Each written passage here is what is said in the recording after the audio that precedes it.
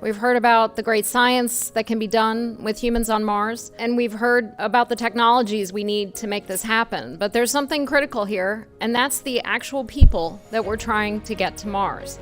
Of why do we need people? Why can't we do this with robots? Just think about the Opportunity rover.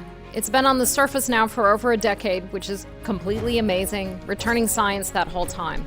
But in that time, it's gone a little over 26 miles. So think about what a human brings to the equation. Mobility, flexibility, creativity. I'm a field geologist. I go out and study volcanoes around the world, and I really have this bias that it's going to take a trained field geologist out there on the surface of Mars to really accomplish the science. So our crews every day up on the International Space Station are working on how do we get that human health element? How do we get humans to stay healthy for that 7 to 8 month journey to Mars?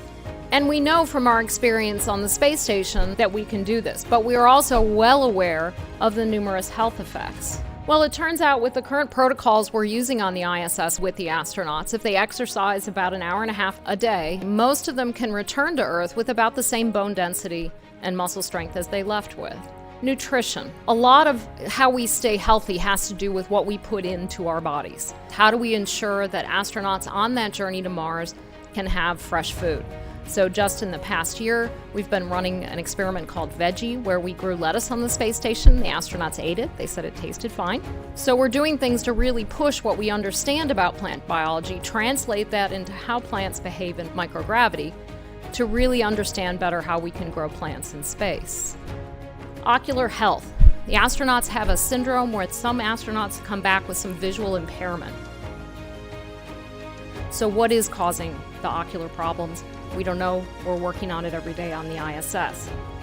Radiation is obviously one of our key issues because once we get out of the Earth's magnetic field, out in the vicinity of the moon, on the way to Mars, the astronauts are being subjected to both cosmic radiation, solar radiation. So we're trying to understand, why are some people better repairers of radiation damage at the cellular level, at the genetic level, than other people? To a lot of us, I think the ISS, we see those photos from the outside and we forget what an amazing laboratory it is from the inside. And you can see from freezers where we keep samples, from the 3D printer we have, furnace where we do combustion experiments, incubators, microscopes, and then of course we have the people who are actually doing the work, the astronauts. So all of this is getting us to this point of getting humans ready to go on that long journey to Mars.